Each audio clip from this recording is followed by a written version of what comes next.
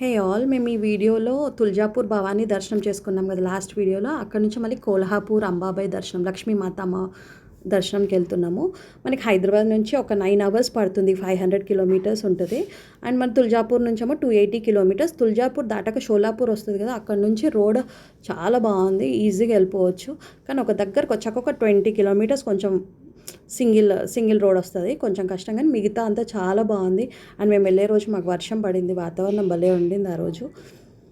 And ఇక్కడ ఈ కొల్హాపూర్ అమ్మవారు కూడా, కొల్హాపూర్ అనేది సిటీ కూడా చాలా పెద్దగా ఉంది. నేను చాలా చిన్నగా ఉంది అనుకుంటాను, కానీ తుల్జాపూర్ లాగా కొంచెం మామూలుగా ఉంది అనుకున్నాను. కానీ కొల్హాపూర్ చాలా పెద్ద సిటీ. అండ్ ఎయిర్పోర్ట్ కూడా ఉంది. మన తిరుపతికి డైరెక్ట్ ఫ్లైట్స్ పెట్టారు మార్చి నుంచి. ఇక్కడ చూసారా చాలా వర్షం పడింది, బాగుండే వాతావరణం. మేము వెళ్ళిన రోజు 2 days భలే ప్రశాంతంగా ఉండింది అనమాట. సో ఇక్కడ అమ్మవారు ఏంటంటే మహాలక్ష్మి అమ్మవారు అని అంటారు. అక్కడ లోకల్స్ ఏమో అంబాబాయి అంటారు, అంటే వాళ్ళకి దుర్గా రూపంలో పూజిస్తారు. మనమేమో వైష్ణవ సాంప్రదాయంలో చూస్తే మన మహాలక్ష్మి అమ్మవారు అక్కడ లోటస్ మీద కొలువై ఉంది అని చెప్తాం. యాక్చువల్లీ ఇక్కడ పెద్ద స్టోరీ ఏంటుందంటే, మన విష్ణుమూర్తి అమ్మవారు వైకుంఠంలో ఉన్నప్పుడు భృగు మహర్షి వచ్చారంట. అప్పుడు మన విష్ణుమూర్తి అమ్మవారి ఒళ్ళో పడుకొని ఉంటే ఈయన కోపం వచ్చేసి స్వామివారిని చెస్ట్ మీద కొడతారంట. సో అది అమ్మవారికి నచ్చదు. కానీ విష్ణుమూర్తి ఏం చేస్తారు, ఆ మహర్షికి సారీ చెప్తారు. అది అమ్మవారికి నచ్చక భూమి కిందికి మన ఎర్త్ మీదకి వచ్చి కర్వీపూర అనే ఊర్లో, అంటే ఇప్పుడు ప్రజెంట్ కోల్హాపూర్లో షెల్టర్ తీసుకుందంట. ఇక్కడ ఏమంటారంటే విష్ణుమూర్తి ఆవిడని ఫాలో అవుతూ కిందికి వచ్చారంట. బట్ అమ్మవారు నేను రాను అని చెప్పేసి ఉన్నారంట ఇక్కడే. సో ఇప్పటికీ తిరుపతిలో మన స్వామివారు అమ్మవారి కోసం వెయిట్ చేసుకుంటూ ఉన్నారంట. అండ్ ఇక్కడ ఒకటి ఏంటి నమ్మకం అంటే, తిరుపతి దర్శనం అయినాక అమ్మవారి దర్శనం పూర్తి చేసుకుంటేనే మనకి తిరుపతి దర్శనం పూర్తయింది, సాటిస్ఫై అయినట్టు అని చెప్తారు. సో ఇక్కడ డైరెక్ట్ ఫ్లైట్స్ పెట్టారు మార్చి నుంచి. సో డైరెక్ట్ తిరుపతికి వచ్చి ఇక్కడ అమ్మవారిని దర్శనం చేసుకొని వెళ్ళొచ్చు. ఇక్కడ అమ్మవారు ఏంటంటే మనకి శక్తిపీఠం కాబట్టి అమ్మవారి ఇక్కడ 3 ఐస్ పడ్డాయి అని చెప్తారు. సో ఇక్కడ డిఫరెంట్ స్టోరీస్ ఉన్నాయి. మహాలక్ష్మి రూపం ఒకటని, లేకపోతే దుర్గా పార్వతీ రూపం ఒకటని చెప్పారు. ఇక్కడ లోకల్స్ ఏమో అంబాబాయి అని పిలుచుకుంటారు అమ్మవారిని. ఎవరైతే అంటే అమ్మవారే కాబట్టి నో ప్రాబ్లం. మేము ఉండే హోటల్కి పక్కకే ఒక మాల్ ఉంది. సో అక్కడికి వెళ్ళాము. ఇంతకు శివాజీ మహారాజ్, అసలు మహారాష్ట్రియన్స్ని చాలా రెస్పెక్ట్ ఇవ్వాలనిపిస్తుంది. బికాస్ వాళ్ళ రూట్స్ని అస్సలు మర్చిపోరు. శివాజీ మహారాజ్ని వాళ్ళు రెస్పెక్ట్ ఇవ్వడం, ఇప్పటికీ వాళ్ళ వే ఆఫ్ స్టైలింగ్, వాళ్ళ కల్చర్, వాళ్ళ డ్రెస్సింగ్. నవరాత్రి దసరా సెలబ్రేషన్స్ అప్పుడు వీళ్ళు మరాఠాస్ ఉంటారు కదా, మరాఠీస్ వాళ్ళు గోటుని ఇస్తారంట అమ్మవారికి బలి. మనము ఇప్పుడు ఆ షడమాసంలో ఎట్లా చేసుకుంటామో బోనాలు బలి ఇవ్వడం, అట్లా వీళ్ళు కూడా అప్పుడు దసరా తర్వాత చేస్తారంట. సో ఇక్కడ అమ్మవారిని ఎట్లా అంటే ఉగ్ర రూపంగా పూజిస్తారు వాళ్ళు. సో అమ్మవారి చేతిలో ఇక్కడ ఏముంటుందంటే ఒక షీల్డ్, ఒక కత్తి, ఒక గిన్నె ఉంటుంది, వెసిల్, ఒక సిట్రస్ ఫ్రూట్ ఉంటుంది. సో ఇదేంటంటే లక్ష్మీ అమ్మకి సంబంధించి కాదు. సో ఇక్కడ ఏంటంటే వీళ్ళు ఏమంటారు, మళ్ళీ టెంపుల్ ఏంటంటే ఈస్ట్ ఫేసింగ్ ఉంటుందంట. అన్ని దేవుళ్ళేమో ఈస్ట్ ఫేసింగ్ ఉంటే, ఈ అమ్మవారేమో వెస్ట్ ఫేసింగ్. మన వరుణ్ గాడ్ ఆఫ్ సీ అంటే వాళ్ళ ఫాదర్ని చూసుకుంటూ ఉంటారని చెప్తారు. And yearly twice March and సెప్టెంబర్లో 3 days డైరెక్ట్ లైట్ సన్ అమ్మవారిని ఒక విండో నుంచి అమ్మవారి మీద పడుతుందంట. అప్పుడు అమ్మవారు చాలా క్లియర్గా కనిపిస్తారంట. అప్పుడైతే చాలా రష్ ఉంటుందంట, అమ్మవారిని చూడడానికి వస్తారట చాలామంది. ఇక్కడ అమ్మవారు మహారాష్ట్రియన్ స్టైల్లో ఉంటారు. ఎంత అందంగా ఉంటారంటే అసలు దగ్గర నుంచి చూడాలి, 2 కళ్ళు సరిపోవు అమ్మవారిని చూడాలంటే. మూన్ షేప్డ్ నోస్ రింగ్ పెట్టుకుంటారు అమ్మవారు ఇక్కడ. తను ఏంటంటే అట్లా చూపిస్తే తను ఒక వారియర్ లాగా, ఒక ఫైటింగ్. ఇప్పుడు ఝాన్సీ లక్ష్మీబాయి ఎలా ఉంటుంది అట్లా ఒక వారియర్ లాగా మనకి అమ్మవారు కనిపిస్తారు. చూసారు ఇక్కడ అమ్మవారి దర్శనం. సో ఆవిడ ఒక వైఫ్ కాబట్టి ఆమె నిజంగా ఒక మదర్ కూడా అనమాట. సో మనకి ఏ రూపంలో ఉన్న అమ్మ కాబట్టి అమ్మని దర్శనం చేసుకోవాలి వెళ్ళి. దుర్గామాత అయితే ఏంటి, లక్ష్మీమాత అయితే ఏంటి, వెళ్ళి దర్శనం చేసుకోండి, శక్తిపీఠం కాబట్టి. ఇక్కడ లోకల్స్ చాలా స్టోరీస్ చెప్తారు, కానీ వీ కెన్ ఎవరి ఇష్టం ఉన్నట్టు వాళ్ళ అమ్మవారిని కొలుచుకోవచ్చు. అండ్ ఇక్కడ ఏంటంటే కంపల్సరీ హారతి దర్శనం తీసుకోండి. లోకల్లో లైన్లో వెళ్తే చాలా టైం పడుతుంది. ఇక్కడ కూడా ఎప్పుడు రష్ ఉంటుంది. చూసారు ఇక్కడ మాకు వర్షం పడింది, దర్శనం అయ్యి ఇలా బయటకు వచ్చామేమో ఫుల్ వర్షం పడింది, భలే ఉండింది అక్కడ. అయితే ఇక్కడ ఏంటంటే కంపల్సరీ హారతి దర్శనం తీసుకోండి. ఎర్లీ మార్నింగ్ 5 o'clockకి, మధ్యాహ్నం 1కి, అండ్ రాత్రి 8 and మళ్ళీ 10కి అనుకుంటా. అట్లా 4 హారతీస్ ఇస్తారు. మహాలక్ష్మి అమ్మ అంటే కంపల్సరీ హారతి చూసుకోవాలి. బట్ ఇంతకుముందు ఆన్లైన్ ఉండేదంట, ఇప్పుడు ఆన్లైన్ తీసేశారు యాక్చువల్గా. సో మనం డైరెక్ట్ ఏంటంటే మేము ఎలా వెళ్ళామంటే అక్కడ లోకల్ షాప్స్ ఉంటారు కదా, వాళ్ళ దగ్గరికి వెళ్ళి స్పెషల్ దర్శనం కావాలంటే ఒక మనిషికి 200 తీసుకొని ఒక వేరే లైన్ నుంచి లోపలికి పంపించేస్తారు. అక్కడ ఎవరు పోలీసులు ఏమనరు, వాళ్ళకి తెలుసు లోపల తీసి లోపలికి పంపిస్తే డైరెక్ట్ వెళ్ళిపోవచ్చు దేవుడి దగ్గరికి. బట్ ఏంటంటే హారతికి ఫస్ట్ కమ్ ఫస్ట్, అది ఎవరు అదృష్టం దొరుకుతుంది, అమ్మవారు రాసి పెట్టి ఉండాలి, అలా వెళ్తేనే దొరుకుతుంది. సో మేము లోపలికి వెళ్తుంటే మెల్లిగా మెల్లిగా నడుస్తున్నాం మేము. సో మేము అనుకున్నాం దొరకాలి, 8 o'clock వెళ్ళాము రాత్రి, 8:15కి హారతి యాక్చువల్లీ. సో మెల్లిగా నడుచుకుంటూ లోపలికి వెళ్ళాము. సో వెళ్ళినాక ఏమైందంటే నాకు తెలిసింది, అక్కడ ఫస్ట్ టైం వెళ్ళాం కాబట్టి అంత తెలియదు నాకు. సో అక్కడ ఆడవాళ్ళని గర్భగుడిలో లోపల కూర్చోబెట్టేసి మగవాళ్ళని బయటికి పంపిస్తారంట. సో మా హస్బెండ్ మా అబ్బాయి వెళ్ళిపోయారు.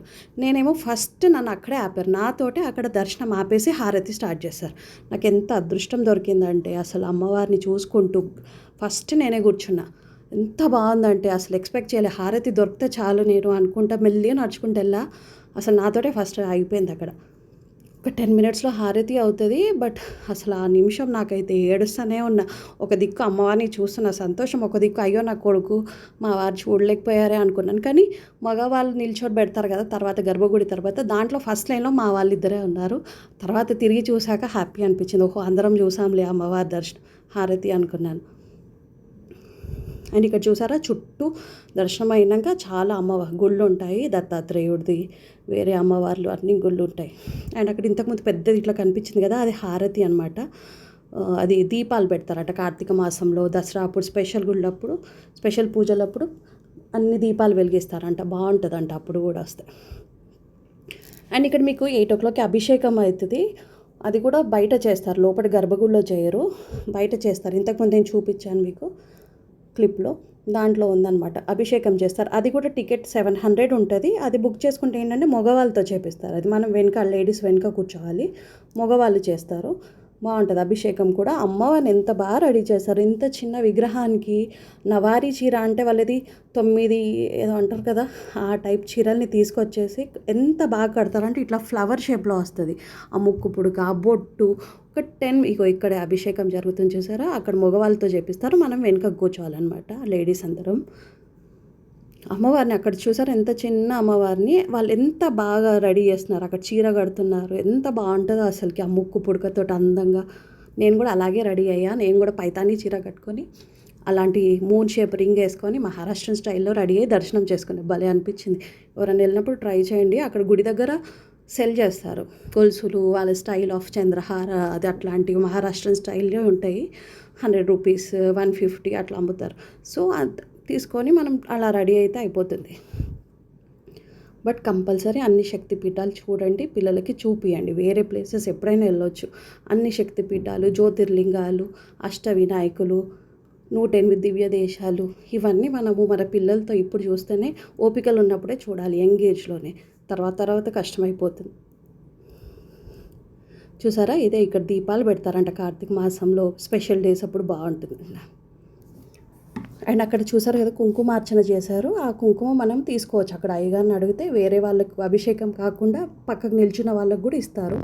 ఇవ్వకపోతే కొంచెం అయ్యగారికి ఏమన్నా దక్షిణ ఇస్తే కూడా ఇస్తారనమాట. శక్తిపీఠం కాబట్టి శ్రీచక్ర పూజ చేస్తారు కాబట్టి ఖచ్చితంగా కుంకుమ తీసుకొచ్చుకోండి ఇంటికి.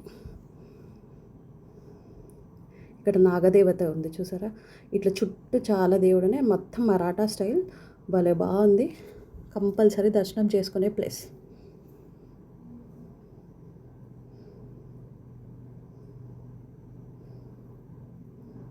చాలా రష్ ఉంటుందండి, ఎప్పుడు జ్యోతిర్లింగాలు కదా కంపల్సరీ రష్ ఉంటుంది.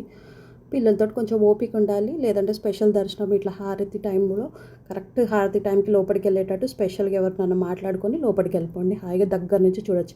తులజాపూర్లో ఏమో అమ్మవారిని దగ్గర నుంచి చూస్తేనే కనిపిస్తుంది, బయటికి కనిపించదు పాపం వెనుక నిల్చొని.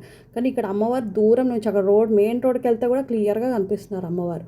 సో అప్పుడు 2 times సన్ రైజ్ పడుతుంది అన్న కదా, అప్పుడైతే ఇంకా క్లియర్గా కనిపిస్తారంట. బాగుంటుందండి, ఇట్లా నవ్వుకుంటూ మొహం ఇలా బాగుంటుందంట. ఇక్కడ దత్తాత్రేయుడి గుడి ఉంది, ఇది మెయిన్ గోపురం. ఇది చూసారా, అది మెయిన్ గోపురం అమ్మవారిది. పక్కకే మనకి ఇలా స్టాల్లో అన్నీ అమ్ముతూ ఉంటారు, ప్రసాదం టైప్ ఆఫ్ జ్యువెలరీ చిన్న చిన్న 100-150లో ఉంటాయి. మంచి అమ్మవారు రెడీ అయినట్టు మంచి రెడీ అయిపోయండి దర్శనం చేసుకోండి. భలే ఉంది అసలు, నాకు చాలా నచ్చింది. నాకైతే హారతి దొరికినప్పుడు అసలు నాకు ఒక అమ్మవారి లాగానే అక్కడ ఒక అమ్మాయి నిల్చున్నది, సెక్యూరిటీ గార్డ్. ఆ అమ్మాయే నన్ను కూర్చోబెట్టింది ఫస్ట్. యాక్చువల్గా వేరే ఆయన వెళ్ళిపోమంటున్నాడు నన్ను లైన్లో, కానీ ఆమె వచ్చి పొద్దున కూర్చోబెట్టేసిందని. అండ్ మళ్ళీ ప్రొద్దున మళ్ళీ దర్శనానికి వచ్చేటప్పుడు మళ్ళీ ఆమె సెక్యూరిటీ అక్కడ గేట్ దగ్గర ఉంది, ఆమె అభిషేకం గురించి చెప్పింది. అసలు అదేంటో అమ్మవారే వచ్చి నన్ను అక్కడ కూర్చోబెట్టిందా అన్నట్టు అనిపించేసింది. భలే అయింది హారతి అయితే. నాకు ఇంకా జీవితానికి తృప్తి అనిపించేసింది అనమాట అది చూశాక. ఇక్కడ చూడండి అమ్మవారు దూరం నుంచి కూడా ఎంత క్లియర్గా కనిపిస్తారో. ఇది చాలా దూరం నుంచి తీసాను నేను, ఎక్కడి నుంచో. బాగుంది కదా.